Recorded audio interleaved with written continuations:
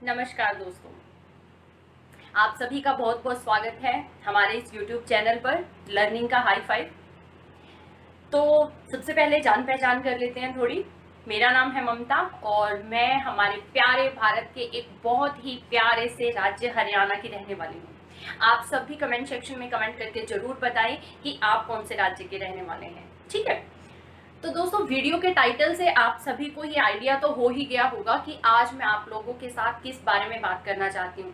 Actually आज मैं एक ऐसे त्योहार के बारे में आपसे डिस्कस करना चाहती हूँ जो बहुत ही अनोखा त्योहार है, ठीक है। त्योहार, फेस्टिवल, कुछ भी आप उसे बोल लीजिए। तो ये जो त्योहार है वो बहुत ही अनोखा है।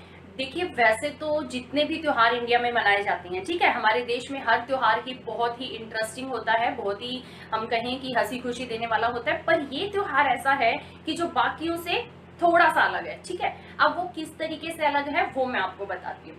तो सबसे पहले मैं क्या करती हूँ, मैं आपको कुछ हिंट्स देती हूँ, आप कोशिश कीजिए उसे पहचानने की, ठीक है। तो इस त्योहार की जो सबसे पहली खास बात है वो ये है कि ये ऑल ओवर इंडिया में मनाया जाता है। पूरे भारत में ये मनाया जाता है बिना किसी भेदभाव के। हर धर्म, हर जाति, हर समुदाय का लोग इस त्योहार को मनाता है। चाहे कोई अमीर है, चाहे कोई गरीब है, सबका बराबर योगदान होता है इस फेस्टिवल को सक्सेसफुल बनाने में, ठीक है। और इसकी सबसे खास बात ये है कि ये हर 5 साल बाद आता है, ठीक उसी तरह जैसे कुंभ का मेला हर 12 साल के बाद आता है ना। और एक और ख़ास बात है कि इस जो त्योहार है इसमें बहुत सारे लेवल्स होते हैं। जैसे कैंडी क्रश की गेम में लेवल्स होते हैं, बिल्कुल उसी तरह। अब अगर बात इसकी तैयारियों की करें तो जैसे ही एक बार ये फेस्टिवल ख़त्म होता है, उसके ख़त्म होने के तुरंत बाद ही अगले फेस्टिवल की तैयारियां शुरू हो जाती हैं और पूरे 5 साल तक ये तैयारियां चलती हैं। तो इतना सुनने के बाद आप में से बहुत लोगों को तो अंदाज़ा हो गया होगा कि यहाँ पे हम किस फेस्टिवल की बात कर रहे हैं। नहीं, नहीं आइडिया हुआ? कोई बात नहीं, मैं अभी आपको कुछ पिक्स दिखाती हूँ, कुछ फोटोज़ हैं, उनसे शायद आप समझ पाएँ कि मैं किस त्योहार की बात कर रही हूँ। तो चलिए देखिए फिर ये वीडियो।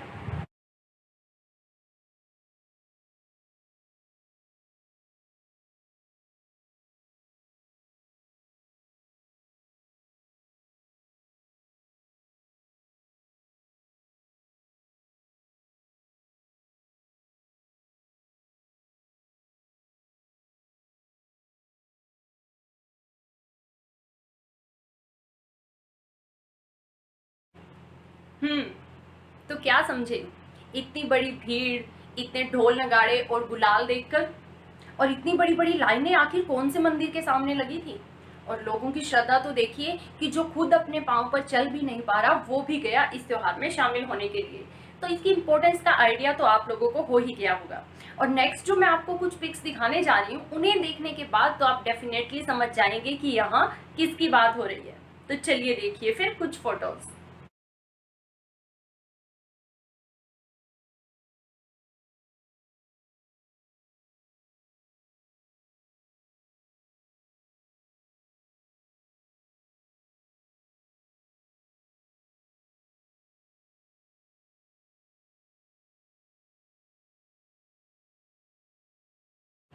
हम्म, तो अब तो आपको आइडिया हो ही गया कि यहाँ बात किसकी हो रही है।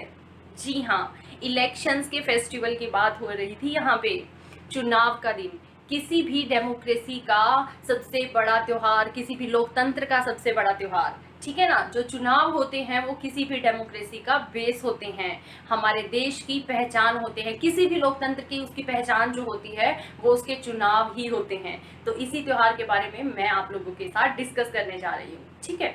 अब आप में से कुछ लोग तो जरूर सोच रहे होंगे कि खोदा पहाड़ और निकली चुहिया पक्का सोच रहे होंगे। लेकिन दोस्तों, ये जो त्योहार है इसे डिस्कस हम सब करते हैं, पर इसकी वैल्यू हम में से बहुत कम लोगों को पता होती है।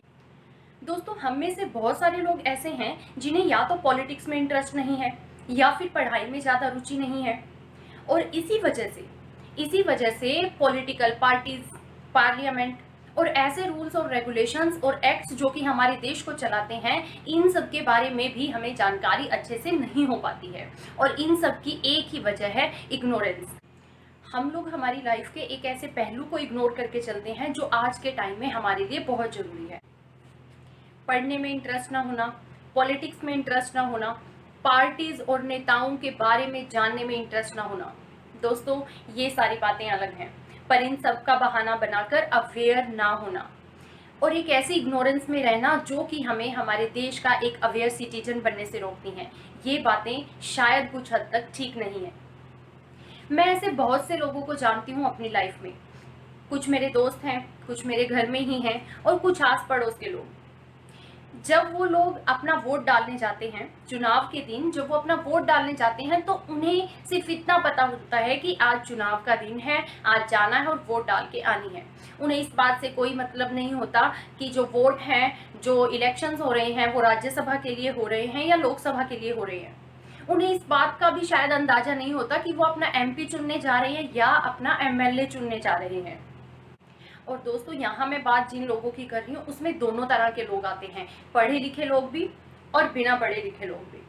अब दोस्तों जो तो पढ़ ही नहीं पाता है, जिसे इतने रिसोर्सेज अवेलेबल नहीं हो पाते कि वो अच्छे से पढ़ सके या फिर देश के सिस्टम को अच्छे से समझ सके, ठीक है, या किन्हीं मजबूरियों के चलते या अपना इंटरेस्ट ना होने की वजह से वो पॉलिटिक्स की जो प्रोसेसेस हैं उनमें वो इंटरेस्ट नहीं लेते, उसकी वजह से उन्हें इस सब बारे में पता नहीं होता, उन लोगों की बात तो अलग है।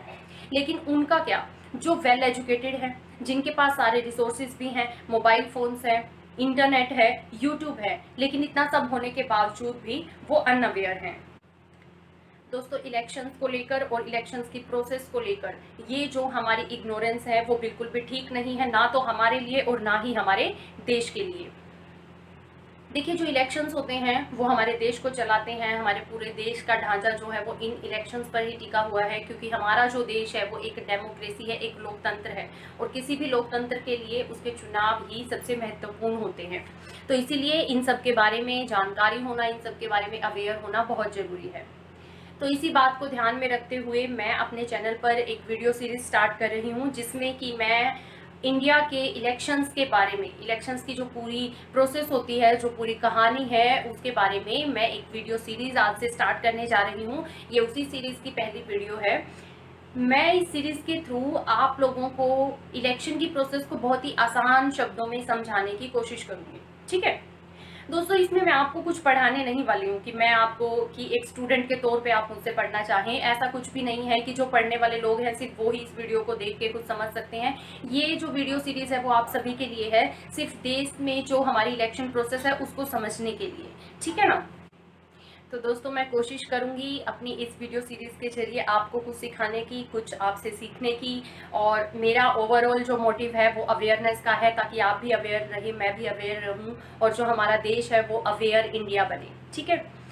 तो दोस्तों अगर आपको मेरी बातें सही लगी हों, अगर आपको लगता है कि मेरा इनिशिएटिव एक सही इनिशिएटिव है और ऐसा होना चाहिए कि हम सबको हमारे देश के बारे में, देश के चुनावों के बारे में, पॉलिटिक्स के बारे में, पॉलिटिकल पार्टीज़ के बारे में सब अच्छे से पता होना चाहिए, तो आप इसमें मेरा साथ जरूर दीजिए। आपको करना क्या है, मेरी वीडियो को लाइक करना है, चैनल को सब्सक्राइब करना है और इस वीडियो को ज़्यादा से ज़्यादा लोगों के साथ शेयर करना है। अगर आपको लगता है आपके कोई दोस्त ऐसे हैं, आपके कोई जान पहचान वाले ऐसे हैं जिन्हें कि इलेक्शंस के बारे में जानने में रुचि तो है पर वो समझ नहीं पाते, तो उनके लिए ये वीडियो सीरीज बहुत ही अहम रहने वाली है। तो दोस्तों ज़्यादा से ज़्यादा लाइक कीजिए। मैं मिलती हूँ आप सभी को नेक्स्ट वीडियो में, जिसमें कि मैं इन सब के बारे में, इलेक्शन को बिल्कुल बेसिक लेवल से मैं आपको स्टार्ट करके पढ़ाना शुरू करूँगी, उसके बारे में बताना आपको शुरू करूँगी कि कैसे क्या होता है, एमपी एमएलए में क्या डिफरेंस है, राज्यसभा और लोकसभा में क्या डिफरेंस है, क्या क्या लेवल्स होते हैं इलेक्शंस के। तो हर एक बात, हर छोटी से छोटी डिटेल मैं आप लोगों के साथ डिस्कस करूँगी, ठीक है। तो चलिए फिर मिलते हैं अगली वीडियो में, तब तक के लिए अपना ख्याल रखिए, खुश रहिए और कमेंट जरूर करिएगा। Thank you very much.